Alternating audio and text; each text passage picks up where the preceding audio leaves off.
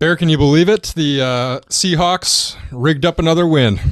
We need a name for this one. We've had Deflategate. We've had the Fail Mary. What are we going to call this one? Well, Deflategate wasn't the Seahawks. No, but I mean, as far as just general cheating going on in the NFL, we need a name for this one. Monday Night Failure. Yeah. I think they can just call it every game on Monday night that's played in Seattle is now Monday Night Failure. And what's funny is if you look at the video of it, the referee, the back judge, reaches for his flag and then puts his arm down. I don't know if he was thinking, I think that's a penalty, or if he was just not sure, but, I think the funniest part of it all is they showed on ESPN after that, like an hour later, all these other different calls that were when that call was made. And you look at some of them and it's like, oh, there's a big defensive lineman reaching out to try to grab the ball and it bounces off his hand and goes out of bounds. That gets called. But this guy's just in the back just admittedly just bashing it out of bounds. Oh, he flipped it on purpose. And that one doesn't even get called. No. Well, I got to believe that entire officiating crew's in some trouble. And how come that's not reviewable? Or here's always my thing. If you reach for the flag, why not throw it? Well, they can always have pick it up. Right. Yeah. So why don't you just... But I think it is ironic that it's Seattle again for the second time in 3 years. And like I say, we got to come up with a name for it. Bobblegate or Deflategate. I can't do Deflategate, but Bobblegate or punch it across the end zone gate or something. Batting gate, yeah. Not good. It cost me my team that I like a win, and it cost my fence team a win. So I'm just all kinds of angry today. Wow. Venting. But I digress. We'll talk about local football more as the show gets along. The baseball playoffs are here. They are. And the predictions? We'll get into some predictions. All right. I got mine. And the Jets are the big sweep over the weekend over the first place undefeated Ice Dogs from Fairbanks. So we'll talk a little Jets. All right. Coming up on this episode of Extra Points.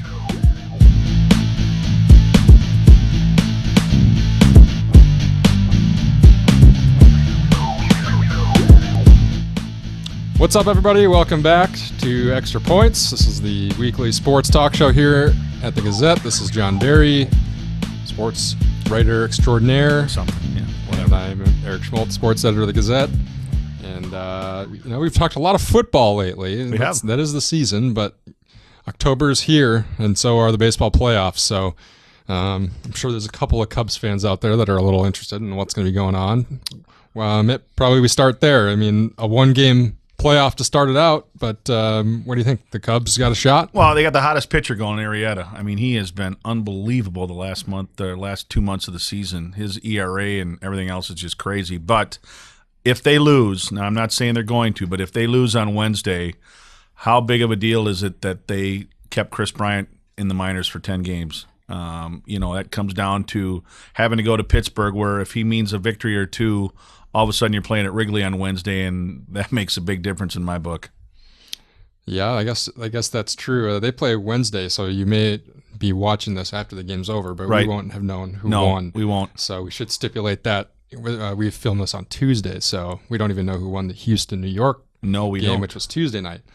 However, winner of that Cubs-Pittsburgh series goes on to get St. Louis in an all-NL Central battle. So that would be interesting pretty much either way, I think. I mean, it's St. Louis in the postseason, which it's always hard to bet against the Cardinals, even though I'm not a big Cardinal fan. But, I think I like my chances better there than I would, having to go on the road and play the Dodgers or something with Greinke and Kershaw back-to-back. So I think for the Cubs or the Pirates, and, to be honest with you, I think I kind of like the Cubs to win. I think with Arrieta going, he's been so good that over Pittsburgh, you're talking over Pittsburgh in that one game, I just feel like they're going to get through, and then they go to St. Louis, and I think for the most part the Cubs have handled the Cardinals this year. So it's tough to go on the road for that one game playoff, but I think to draw a team right now, the Cardinals have not scored many runs the last couple of weeks.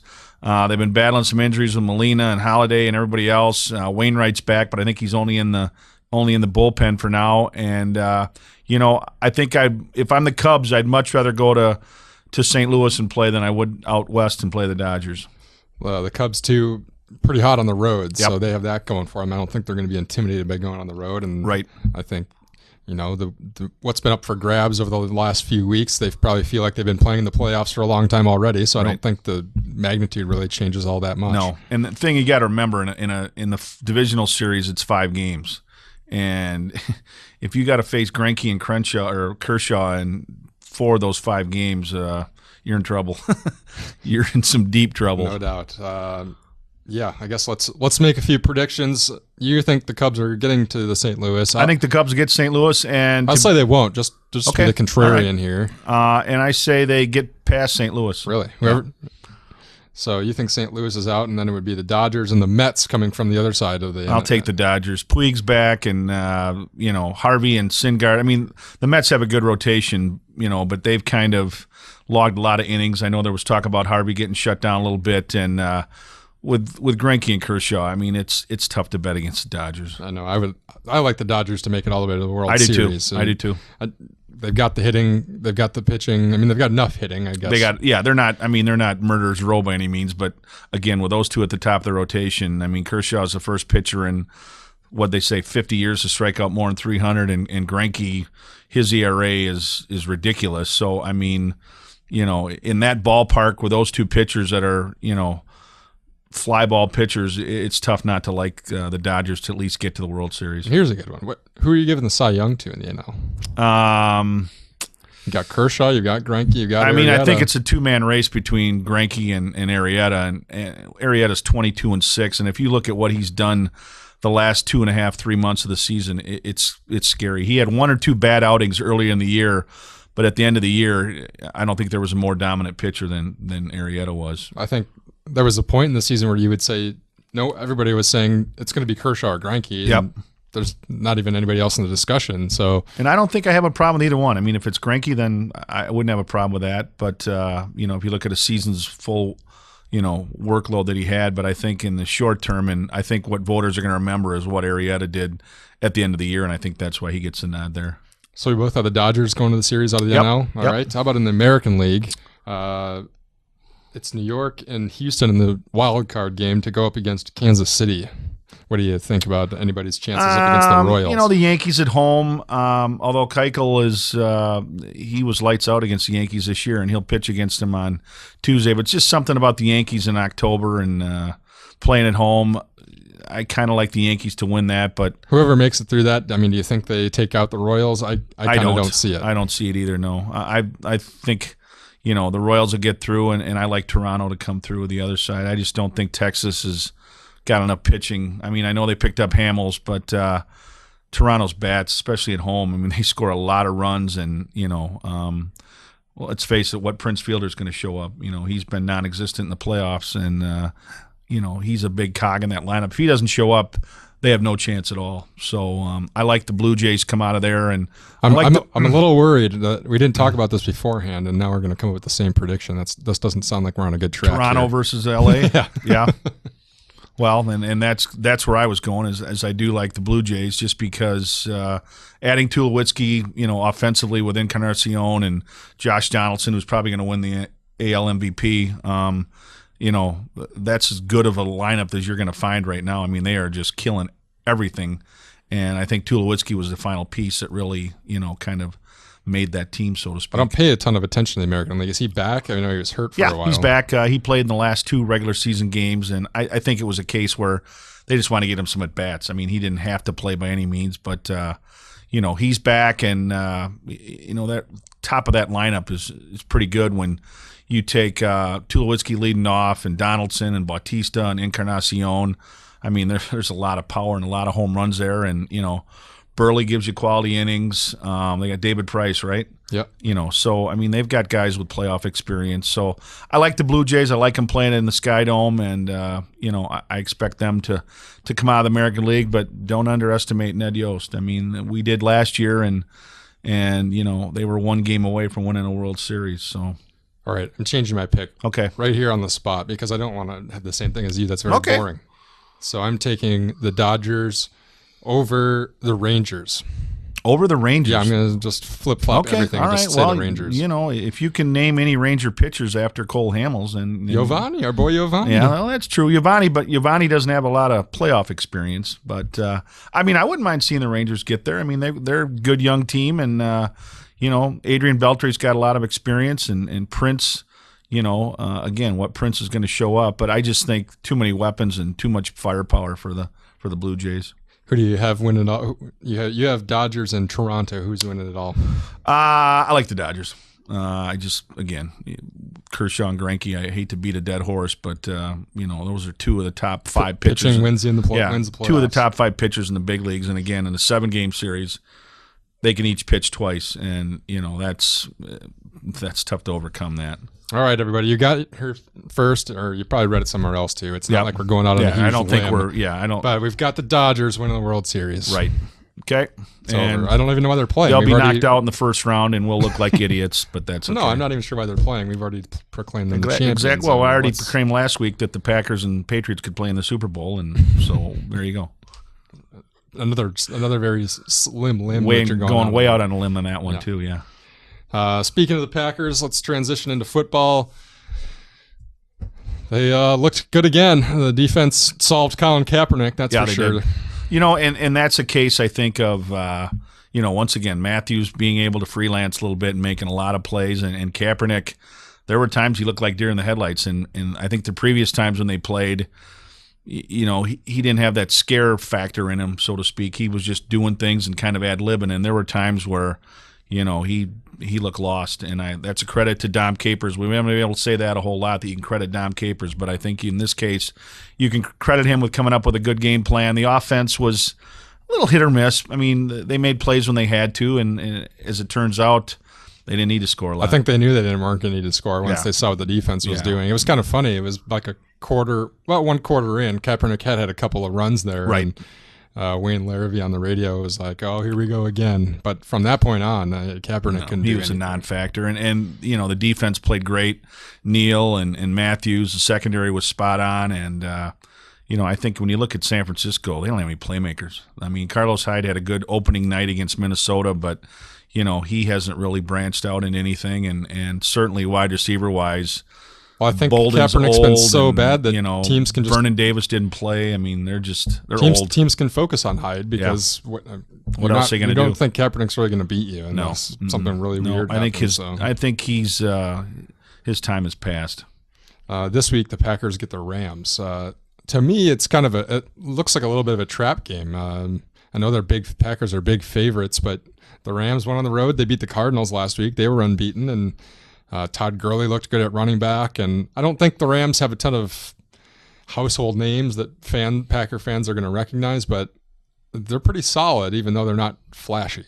Well, and that's the thing is I think defensively up front, as good a defensive line as the Packers will see all year. You can say that about Seattle, but Seattle last night didn't have a sack. I mean, their defense played well, but didn't have a lot of big plays, and I think with the Rams, that front 4, front 5 for them defensively will get after you. So the offensive line is going to have to play well, but again, I think Rodgers makes enough play where they come out of there with a win. And, the Rams, like you said, Nick Foles hasn't, I don't think he's really been good enough. He's been good enough. I don't think anybody expects him to be. Tavon Austin, he had a great game last week, but he's been a non-factor. And Gurley is going to be good. Gurley's been good. I bet he has a pretty nice game against the Packers. I know that they've done well against the run recently, but I think this Gurley kid is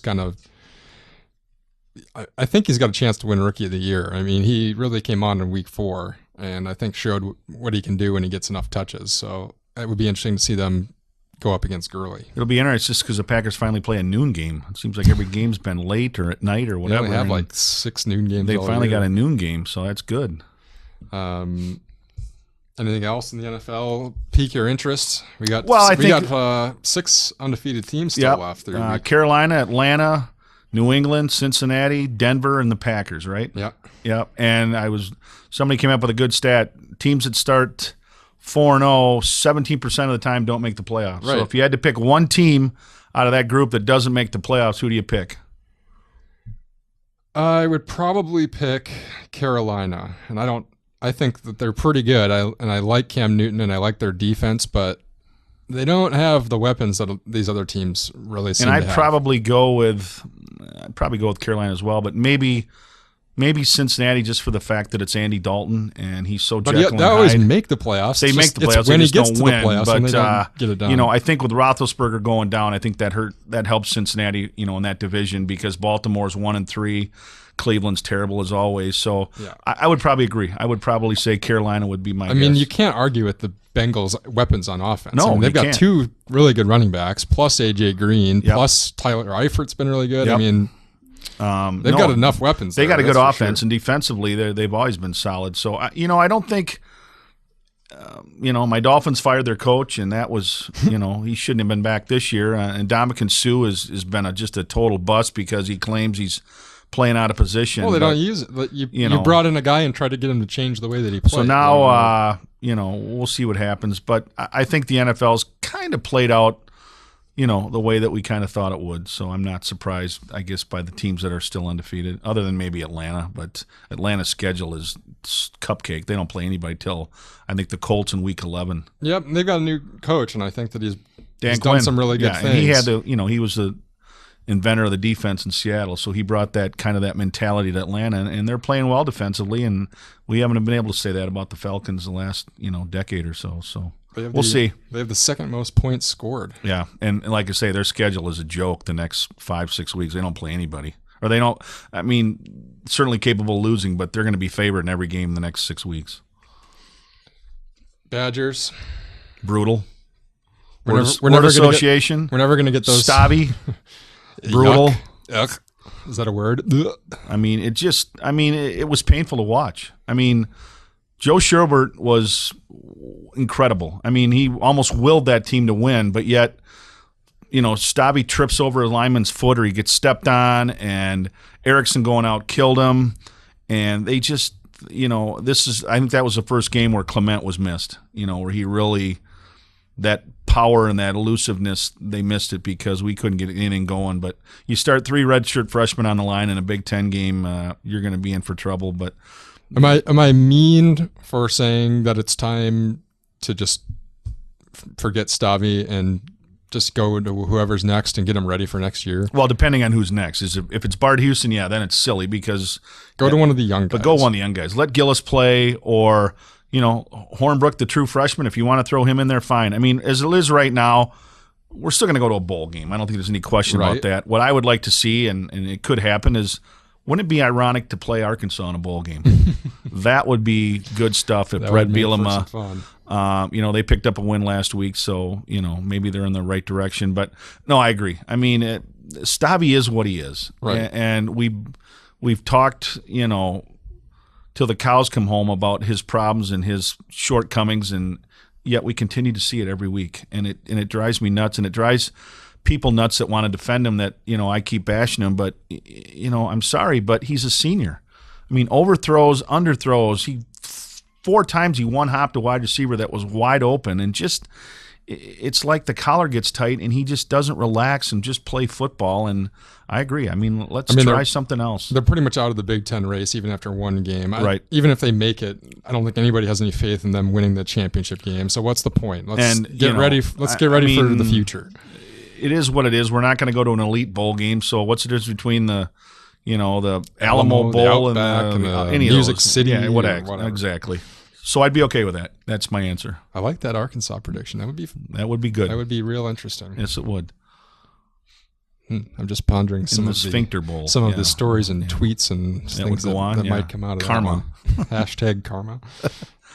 And in the high school slate, we're going to week 8. Week 8. What are the games that are on your radar this week? The 3 I covered, or the 3 that I did in my football weekend, start off with Melton at Oregon. Redhawks got a chance to clinch at least a share of the Badger South title with a win on Friday, and their last 2 games are their hardest 2 games. Yeah, at Oregon and Monona Grove at home. And Monona Grove obviously is getting healthier and getting better, and Melton can win this week, then they got a chance to be back-to-back Badger South Conference champs, and with Monona Grove in the league, that's pretty good. So the Redhawks not killing anybody, but certainly defensively have been solid since the Wanakee game, and I look for another close game, and hopefully that the Redhawks can make enough plays to come out there with a win. After that, I also took a look at finally getting some respect to those Redhawks. Exactly. They got a vote in the AP poll. This week. I saw that. Parker at Memorial. Do or die for the Vikes. Yeah. They've got to win out. They've got to beat Memorial and then West in their final 2 games, and to make the playoffs. Got to find the offense. They've scored 3 points in the last 2 games, and you got a chance to see them last week. And just for whatever reason, the offense is kind of in a funk right now. Yeah, they got to. I don't know.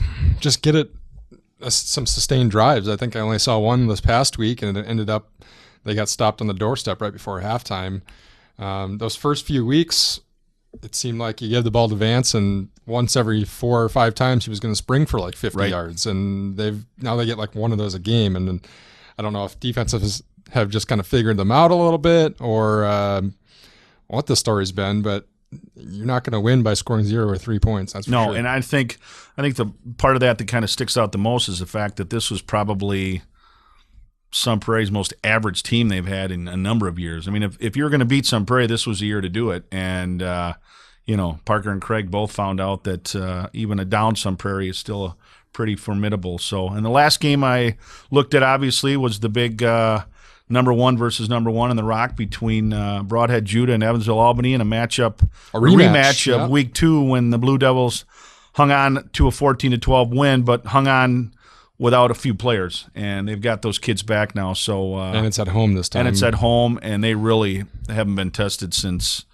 that game. So I would expect the Blue Devils to come out of there with a win. But again, how many times have we wouldn't have expected Turner to beat Broadhead Judah this past How many week? times have we given up on Broadhead Judah or Bigfoot for that matter? So I guess let it play out. But I would expect the Blue Devils to win and clinch the Rock Valley North. And the sad part is for Broadhead Judah is they lose Friday night and Bigfoot beats East Troy. Bigfoot wins the Rock County or the Rock Valley South title despite losing to Broadhead. How about those Turner Trojans? Great story. Derek Deal's done a great job. That's the upset of the year. That is the upset of the year, and it's one of those cases where they're playoff eligible, and Turner's one of those teams that win, lose, or draw, they're gonna put on a good show. I mean, and that's the thing, and that's kind of what I talked about this week in my football weekend was just the lack of defense, so to speak, in the area. It just seems like scoring is just coming in bunches, and there's some reasons behind that. I got into that a little bit, but I think for the most part there are still some good stories out there that are unfolding, and Turner certainly at the top of that list. I mean, how many games have they won in the past decade? They'd won 4 games in the last 10 years, I believe. And now they've won 5 this year. They've won 5 this year, and certainly, are probably going to be in the playoffs because they're eligible. And every team that's been eligible, we should mention, over the last 2 or 3 years, I think, has made it. Yep. I saw a report this week from somebody who kind of tried to play out what the season's going to look like, and they had 221 teams. You need 224, so that means 224. Yeah, that means they're in. I mean, the only way they would not get in is if they got very robbed, right? I guess I would say, exactly. as if there was a couple too many teams over 500, guy, and they were somehow on the short purposely stick. hit the ball out of the end zone to force a turnover. That would be the only We're thing. back to this again. Yeah. All right. Well, stay tuned for Week 8. We'll have a couple games we'll cover. We'll have it all in Saturday's Gazette, or you can watch online Friday at GazetteExtra.com, and follow us on Twitter to keep track of everything that's going on Friday night as we get close to the end of the regular season. Yeah.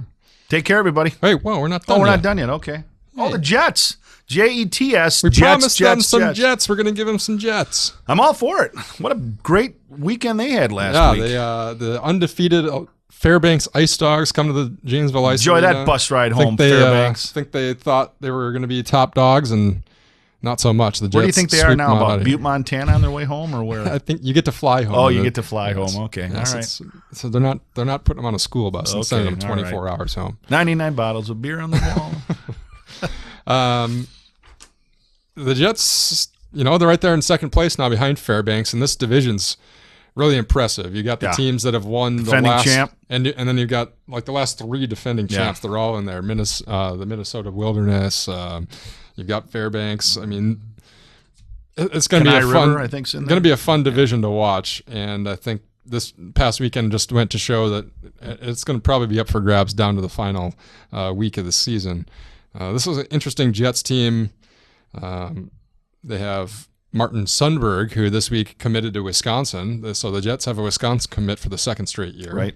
That's pretty interesting. And Jack LaFontaine is the goalie of the month in the NAHL. So that's two pretty good starting pieces, I'd say, and just an all-around pretty good team. I'm not sure they got the firepower from last year's squad that won the regular season championship, but I think this weekend showed that they're going to give this town a run to the playoffs again. Well, and I think the two things that stick out is number one, the organization, and Bill McCoshen is gotten to the point where he expects to put a good product on the ice, and he does. And I think Joe Dibble's proven himself to be a very good coach and GM.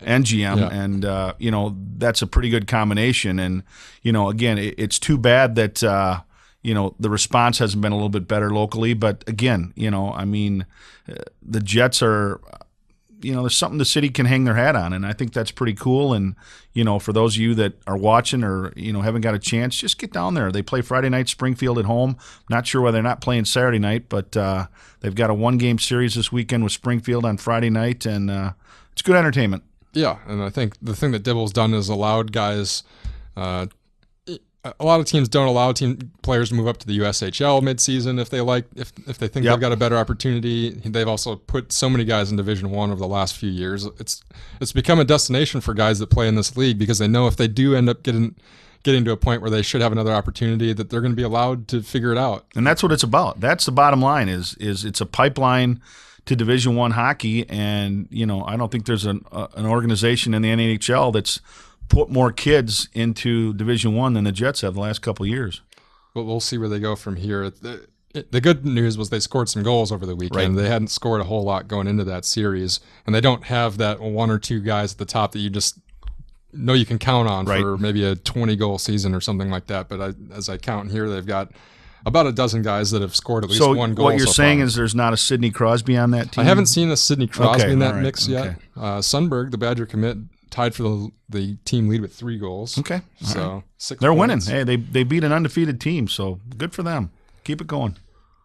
We will keep track of them. Obviously, they got a long season, so we got quite a few more months before we even figure out what's going on. But a good start for the Jets. Very good start, yep. That should do it for this episode of Extra Points now, John. Take care, everybody.